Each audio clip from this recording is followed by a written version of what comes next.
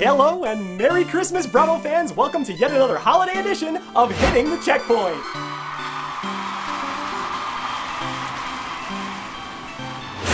Yup, it's 2024, and honestly, I did not expect to be around another year. All I gotta say is that I have big plans for the Bravo Channel finale, and unfortunately, you might not be able to see it by the way that I'm dressed and the way that I act, but I'm old. I'm very old, and I'm very noticeably slowing down. So it's taking me a lot longer to get these visions from my head onto the page, and from the page onto the screen. Well, thankfully, for Hitting the Checkpoint, there's no amount of thought required. I just dumpster dive for video games and give my honest opinions on them. When it comes to diving in a dumpster, nothing says the absolute bottom. Where the moisture collects, where the worst smells are, and where all the rats and raccoons are hiding, than Christmas video games. Here we have number 1 on the queue. It's Daze Before Christmas, another European release for the SNES by Sunsoft and Norwegian game company Funcom in the year 1994. Something about Europe. They really love their Christmas over there. Daze Before Christmas? I understand that that's a play on words, but what's the play? Does the main character have some kind of a strange glare? Is this like a Christmas-themed staring contest? How in the hell would that translate to a video game? Well, you know the game based on We're Back, that old animated dinosaur movie? Figure someone gutted it like a Teddy Ruxpin and reskinned it to get the game we have here. Yeah, what? You never skinned a Teddy Ruxpin? No? You weren't at all curious what made it work on the inside? Just me, huh?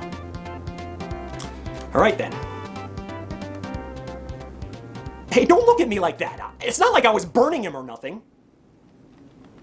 Even though I did that too. You take control of the jolly fat man, as the Teen Titans would say, in a colorful holiday romp through 25 levels to, get this, fill up an advent calendar. Hence, the Daze. What an awesome idea, you gotta hand it to them. But we're not doing this solely for the gimmick. There are lives at stake, man! And as the fun levels here are all turned up to 11, we get the plot in rhyme. Only days before Christmas, Santa slept in his house. An evil plot was brewing, cooked up by an awful louse. How often have you used the word louse in your life?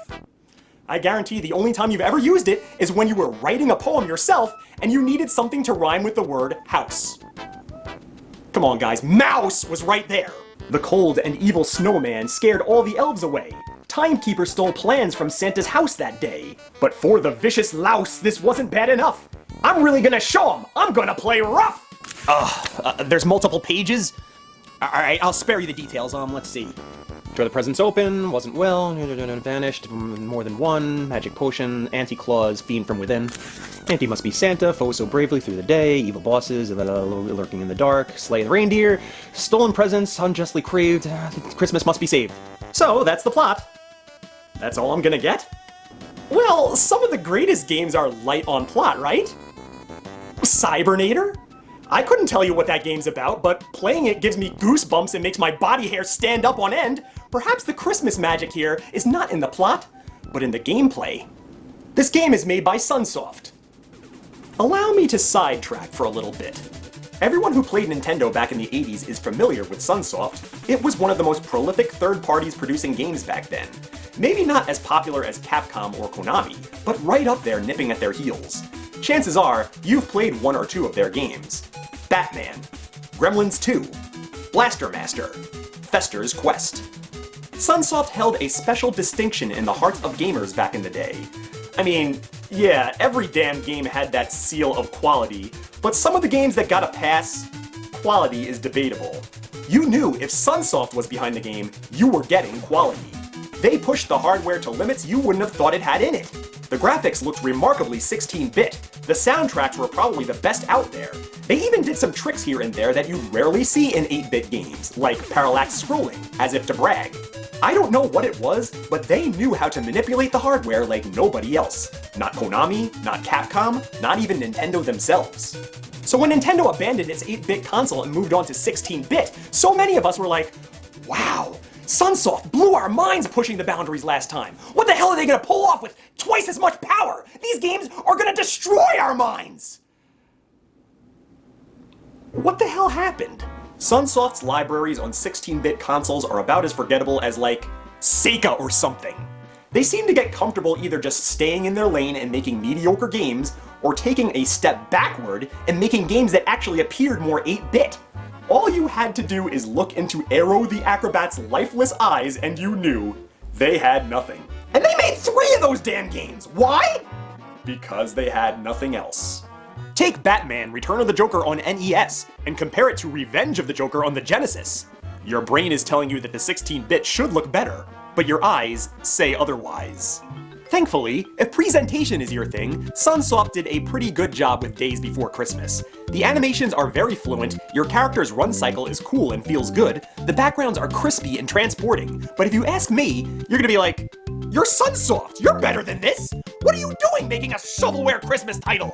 As for the soundtrack, there's 1 or 2 gems in there, but most of all it sounds like the OST of the most independent mobile game you can think of. When I hear this music, I think of a fake Spider-Man swinging through an empty city picking up Christmas presents. Hardly the work of a juggernaut such as Sunsoft. Last year, my special consisted of 2 simple games and 1 epic one, and that seemed to go with the flow pretty well. It helped things go by expediently, not too long, not too short. Daze Before Christmas, I would definitely say, is an epic game. You certainly won't be playing this all in one sitting. But I still have a feeling that explaining this experience is still gonna go quick. You can't fault what they did, I guess. They took everything you would expect to see in a Christmas game, threw it into a randomizer, and cobbled this adventure together. A holly jolly journey that combines every holiday element you can shake a cinnamon stick at, and is brimming at the sides with festivity. But they threw into that randomizer the bare minimum. You'll end up traversing all the backgrounds you expect to see. The festive old-fashioned holiday house, the North Pole, the ice caves, the toy factory, with no story to pull them together. There is that brief text screen in the beginning to attempt to tell a story, but none of the adventure that follows seems to have anything to do with it. I'm fighting something called the Timekeeper, as in a sentient living clock in charge of the forward flow of time? Wouldn't you think that would be important? Nope, it's barely mentioned in the story. It says he stole the plans. What plans? What does a sentient clock need with Santa's plans? Who knows, who cares? Just a random stop, I guess. Nor is this pissed off snowman on the hill, or this giant rat with a loaf of Italian bread. Sure, it would be nice if there was something to tie all this together, but meh.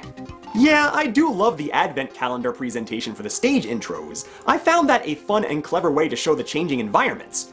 But because your destinations are surprises until you open the doors, it feels more like randomness and less like an actual journey. And not for nothing, the variety runs out pretty quick. I already did a level called the Flooded Basement, and now there's Creepy Basement. You'll see your share of Arctic plains and ice caves as well, and also 2 very strange North Pole levels that are so short they can be defeated in less than a minute. It makes for a passable Christmas game, but one in real need of a hook, especially when it dares to be as long as it is. The closest thing that this game has to an X Factor is the inclusion of this power-up. The Anti-Claus! When you grab this icon, forget all the saccharine sweetness for a second. Santa is pissed off and he's taking no prisoners! Suddenly he's more like Hobo with a shotgun, braining his enemies with his toy sack through furrowed eyebrows and clenched teeth. His outfit is more evil, the music is more evil. It feels like a huge release. For a brief amount of time, you have invincibility from all the cheap damage as well. So it puts the flames on your bottom to pick up the pace and gain as much quick ground as you can. Suddenly, this game is starting to pick up, right? Funny I say pick up, because while you're the Anti-Claus, you can't pick anything up. And you're gonna need those items and health power-ups to make it to the end of the stage. Not only that, but Anti-Claus always seems to appear around bottomless pits. And while you're running, swinging that sack without a care, you're going off the edge, guaranteed. Also, there is no indicator when it's gonna run out, and more than once, I timed out and reverted back to normal Santa Claus right on top of an enemy, and ended up getting killed. So yeah, while the Anti-Claus is fun and feels more like a game you'd rather be playing, sometimes you gotta tell yourself, no. Resist the temptation to the dark side and leave that power-up behind. You want to make a good example for the kiddies anyway. This game may start out easy enough, but give it a little time and the difficulty ramps up. I say difficulty, not challenge. because the things that are gonna kill you are threefold, and none of which has anything to do with challenge. Number 1, the play control. The second I touched the controller, I knew exactly when this game was made. After Sonic the Hedgehog hit it big, it seemed like everybody wanted to run fast, especially video game characters who couldn't handle it. Even Santa Claus, it seems, was jealous of the blue blur. Thing is, Sonic the Hedgehog was designed with speed in mind. All the copycats decided, let's just make the game that we were going to make, and just make it go super fast. Heavy platforming and super speed go together as well as the ingredients in a fruitcake. Santa's run feels great and the play control is pretty smooth, but the whole time you'll be playing like this. Because if you do a straight run, you're gonna collide with enemies you didn't know were there until you're inside their asses! This game is as much about platforming as it is health management. You are in a constant state of collecting and losing energy, because it is so damn easy to take cheap damage from enemies you have no hope of avoiding. I'd say about... Hold on, thinking. About 100% of the damage you will take in this game is cheap. You'll have to open tons of gift boxes along the way to try to get more health, and 9 out of 10 of those will either contain a bomb that will hurt you, or an enemy that will surprise you and hurt you. Because this game is a dick that way. In the first stage, you climb some giant candy canes and it feels smooth as silk. Until later in the game where climbing actually matters. You'll be amazed how this simple thing which felt so good in the beginning of the game is suddenly impossible when there are spikes of death below you. I swear, I had no problem climbing before. Now all of a sudden it's really important I grab that rope in midair and it's just not working. I'm not doing anything different. Am I just stressed? Number 2, what lies ahead? By stage 4 and beyond, you're gonna find out. Not only is this game a dick, but it's an asshole. You will face so many instances where you have no clue to what or where you are jumping. Some of these stages are very dark, which doesn't help, and then they try an isometric angle with some of these wooden platforms. This is such a large jump, you can barely make out the tip of what you're aiming for. Now, get this. These wood platforms come in 2 types. Some will retract into the wall, some will fly around after you land on them. You don't know which, and the room is slowly filling with water. You gotta jump and worry about all that later. And that is a major problem. And it's not just those platforms, it's everything. These heart-shaped ones, get ready. You will be depending solely on hope to see you through. Maybe that's the message. Where there is love, there is hope. Which brings me to number 3, what lies below. Lots of stages will require you to explore by dropping to lower levels. A lot of other stages will have insta-kill bottomless pits. You typically won't know which is which until you pinch your nose and take the plunge. They do give you the ability to look down and see what's below you. A little bit. But that doesn't help when death is typically waiting far, far, far below. So, good luck! Do you get to ride around in the sleigh? Of course you do! On Dasher, on Dancer! Just Dasher and Dancer, that's it. This is the Super Nintendo after all. You bring in all the others, we're gonna get tons of slowdown. These act as bonus stages, where you throw presents into chimneys across Russia, England, Japan, and the USA with a Statue of Liberty that kinda looks like Lucy Liu. Honestly, don't know where this fits into the story, folks. I thought Christmas was in jeopardy until Santa Claus solves this problem. Now he's gonna take time outs in the middle of his adventure to deliver some presents? And if he has access to the sleigh, why does he need to be doing any of this shit on foot? Fly around all this garbage and go straight to the end boss! Well, at least I'm done. Let's see how I did. Oh, okay, I'm not allowed to see, I guess. Just forget that ever happened. On to the next stage, just like this whole damn game! So the end boss, you are literally fighting the winter cold. So you mean to tell me, this is like Rudolph? That the whole point of this was to quell the raging winter so Santa Claus can have clear skies to deliver the presents?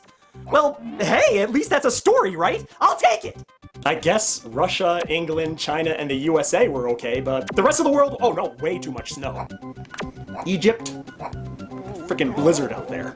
There really isn't much to this end battle. It's more trying to figure out what you have to do than an actual challenge. You electrify that cumulonimrod into condensation nuclei, and you celebrate your victory by skinning your reindeer and turning him into a decorative throw. Oh, Auntie Claus, you little scamp. If anything, we needed a game like this to exist to teach us. Video games are essentially an alternative to sin. They fulfill those less kosher urges in all of us, Instead of pulling your sister's hair, or instead of stealing a pack of gum, pop on Contra, grab a machine gun, and kill some aliens. For video games to be worth a damn, they have to be a little bit evil. You look at Daze Before Christmas, it has all the polish, great play control, and an atmosphere that feels mirthful and merry, but just so much been there, done that. You'll be playing it the whole time like this, going with the flow, left to right, not so much looking at the screen, but through it. Like a Daze, now that I think about it! Playing the thing less for fun and more to get it over with and see the ending. And the only time you're ever gonna sit up and start paying attention are in those brief moments where Santa's smile goes away. Alright, well, because that one was a bit of a marathon, let's go with a simple one this time around. This is a game I really wanted to feature last year, but I couldn't get it to work. Here we have Santa's Grotty Christmas. It's so grotty. By Bad Taste Software for the Commodore 64, way back in the year of 1984. Why couldn't I get this game to work? Because you have to use the Player 2 controller. Because the Commodore 64, that's why! The only thing more cryptic and difficult than trying to figure out how to start playing are the rules of the game. But after some time with it, I think I figured it out. You're Santa Claus, and apparently you've tipped back a few too many at the local pub. You're flying in broad daylight over a festive British cityscape. The sleigh auto-flies, and you steer up and down, but you can put on the brakes by pressing left, and you'll have to do that often to avoid all the obstacles, such as flying Christmas trees, things that look like full moons, and an out-of-holiday cameo from the Star of David. I guess this takes place in the same continuity as Peter Pan, because you have fairy dust as fuel, and it will constantly be dwindling. The goal is to score as many points by dropping stockings down the chimneys of houses you fly over, before you either die 3 times or run out of dust. How do I get more dust? Well, you can drop something else besides stockings. Turds. This took me a long time to figure out, but it would seem like the turds fall out of your reindeer's butt when you get yourself at the top of the screen, hold up at an angle, and jam on the fire button. The third drop will always be the turd. If you can get that turd into the toilet, you will be awarded with more dust. You can also use the turds to kill enemies, and if you can happen to score with some of the random items on the ground, they soil with comical results. I gotta hand it to them. It was very clever to do it this way, because when you release the turd, it really does give the sensation like you're shaking it loose. Almost like you're stimulating your reindeer's anus, tickling its taint, if you will, to produce a little more brown in its poop chute. As I continued playing this, suddenly I realized the poop doesn't come out via a button at all, but rather by simply pressing and holding left. But there's a delay, adding an extra challenge to hitting your moving targets on the ground.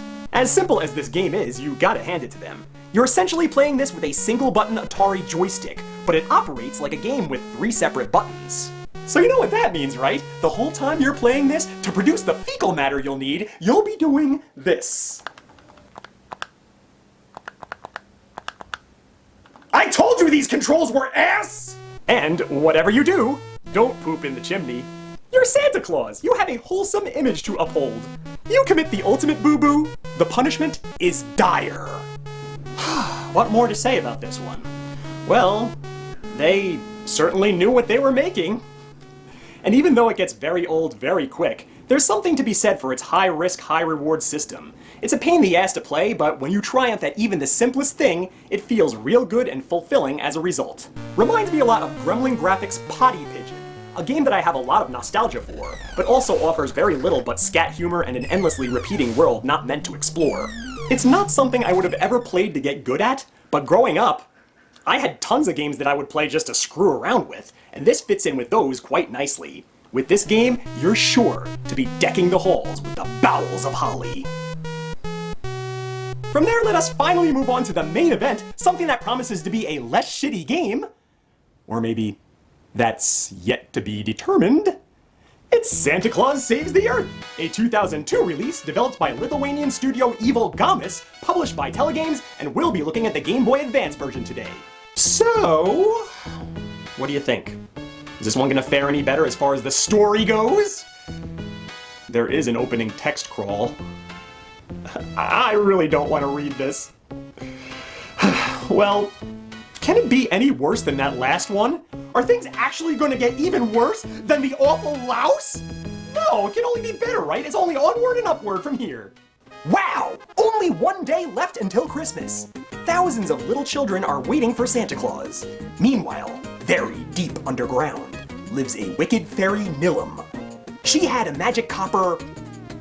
nothing. She had a magic copper nothing, where she would see everything that happens in the whole world. Today, when she looked into her copper, she saw Santa Claus packing presents for all the children in the world. She became furious! How can this happen? Screamed Nilum. I cannot let all the children in the world have presents! Pfft, I'm with ya. As a grown adult, doesn't that just piss you off?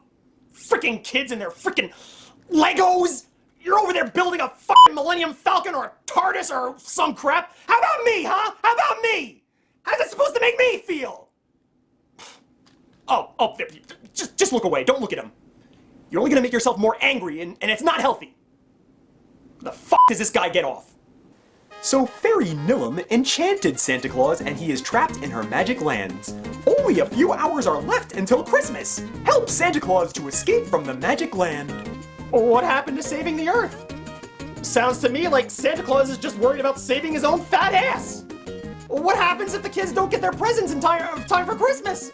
All out nuclear war? So here we have Santa Claus as our main character again, looking a little more like Dr. Amp than old Kris Kringle. As for my attack... Oh, okay, well then.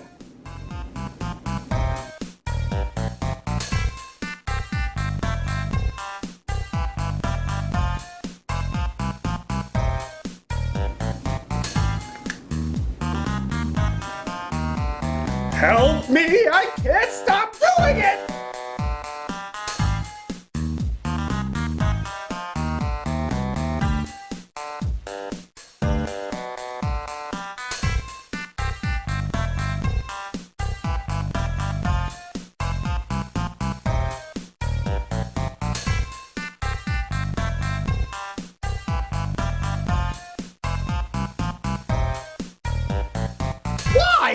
Why is that so perfectly tuned with the music?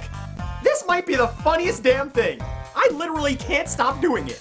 While you do it, Santa Claus slowly moves backward, which puts you in danger of falling off cliffs and small platforms. But who cares? You gotta do the dance. It's worth the risk. Sad thing is, they really want to discourage you from using this attack. You'll get better attacks the more soup cans you pick up. You can throw snowballs, you can shoot tomatoes, you can fire a bazooka. These are way better weapons to deal with these enemies, some of which can be a real pain. But watch out, their ammo is limited. When you run out... Oh!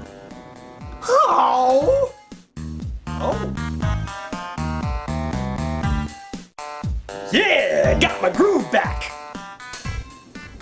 There are more than a few similarities between this and Days Before Christmas, but one thing Santa Saves the Earth does not have is the presentation.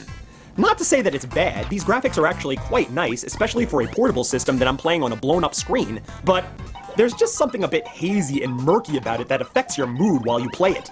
Say what you want about all the other Christmas games out there, most of they are the absolute pits, but there's one thing that they all get right because it's Christmas and it's a prerequisite. It's the mood. A game about Christmas needs to be bright, it needs to be colorful, it needs to be festive. And this game is choice D, none of the above. The most Christmassy thing you'll get out of this game is some areas might have a little bit of snow. I always thought Christmas was all about the red and green, and I don't think these backgrounds have either. This might be a more apropos setting for a clock tower game than a festive holiday romp. Even the boss levels, which feature these giant toy shelves, are devoid of any joy, and are very confusing as far as the perspective. Why am I choosing to jump over these obstacles when it looks like I could so clearly walk around them? It's graphically impressive misery, but misery nonetheless. There's something very familiar about this music, too. When I hear it, I instantly think of those little interstitials they would have on Sesame Street, where they'd show you like a factory where crayons are being made or something. It's a very innocent, whimsical, airy kind of score, and I really dig it. At the beginning of every stage, they'll show you a graphically impressive picture of the new adventure to which you are about to embark.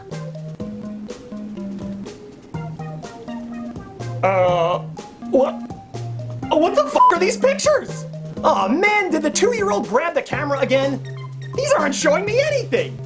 What is this, like some kind of game within a game? You show me something all zoomed in and out of focus, I'm supposed to guess what it is? French fries. I normally don't like them cut so thick though. Oh, and I know that one too, but that can't be. This is a Christmas game. You can't show that, can you? You can probably put 2 and 2 together from the plot line, but this is one of those games. Those games where they plop you smack dab in the middle of a labyrinth, where everything looks the same, where you are constantly passing doors you can't open yet because you don't yet have the keys, the one with no checkpoints, so when you die you start all the way back from the beginning. I gotta ask, serious question.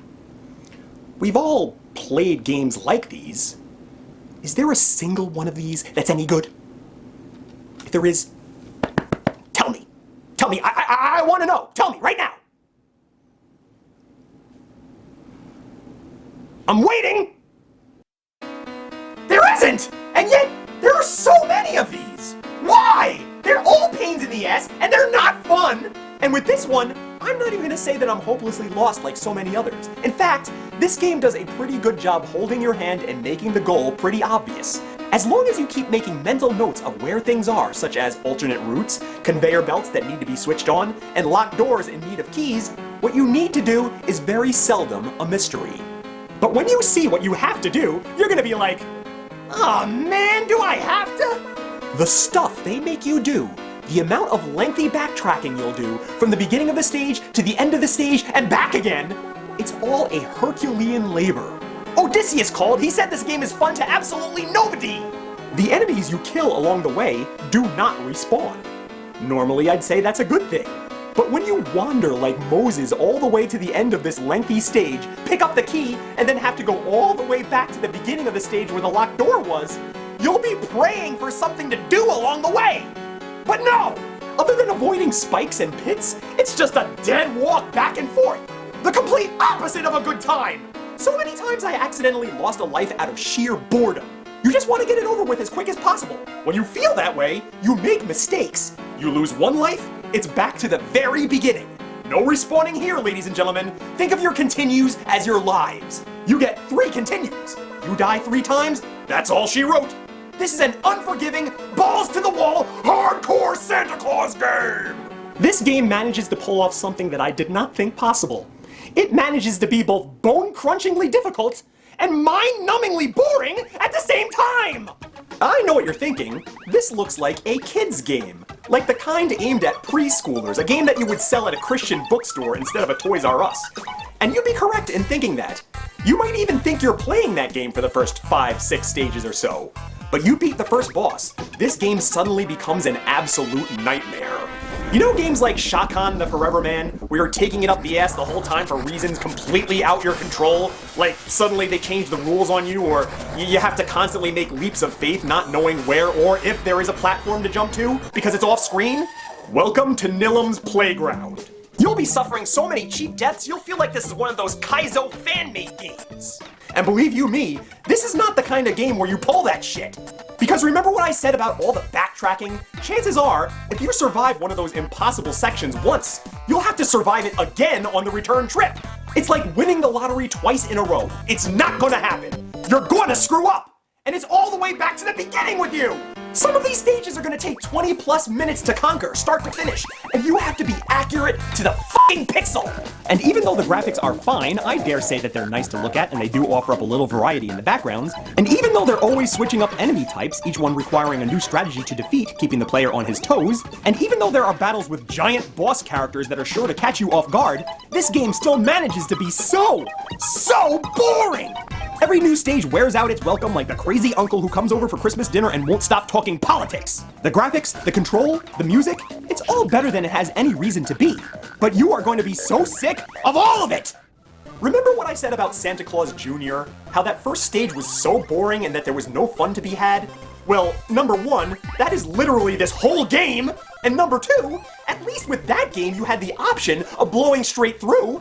Not having to collect every gift and candy cane, not having to explore every damn corner, hidden secret, and dead end, this game forces you to do all of that! The stages are plotted out in a way where you have no choice but to literally walk across every floor on your way to the exit!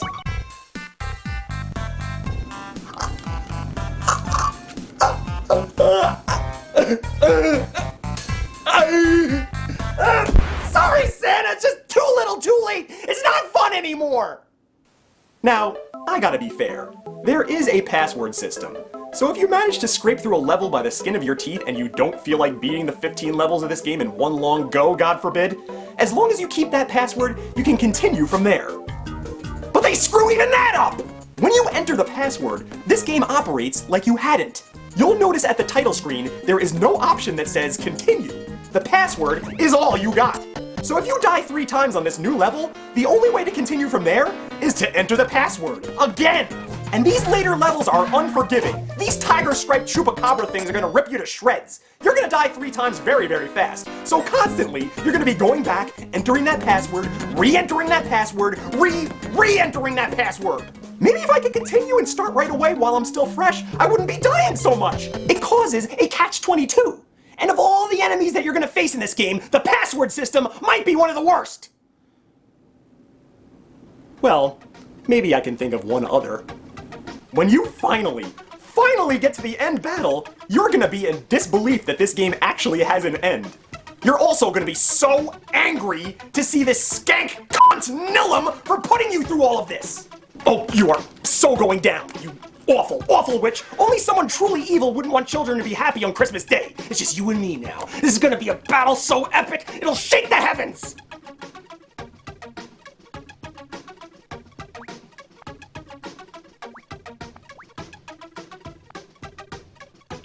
Yeah!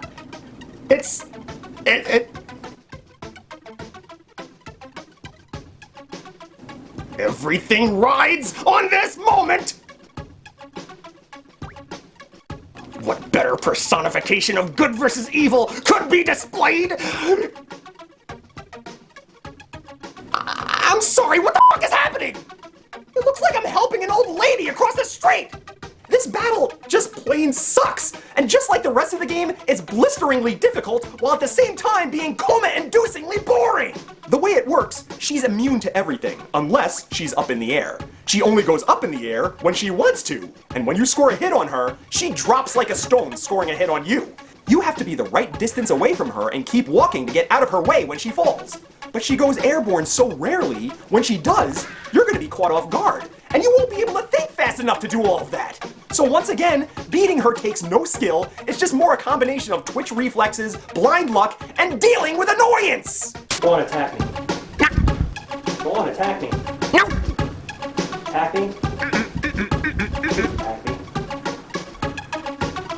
Attack me. No! Attack me. Attack me. No! Please attack me. You folks at home, you want to practice to get good at this game? Try doing something annoying. Like folding fitted sheets.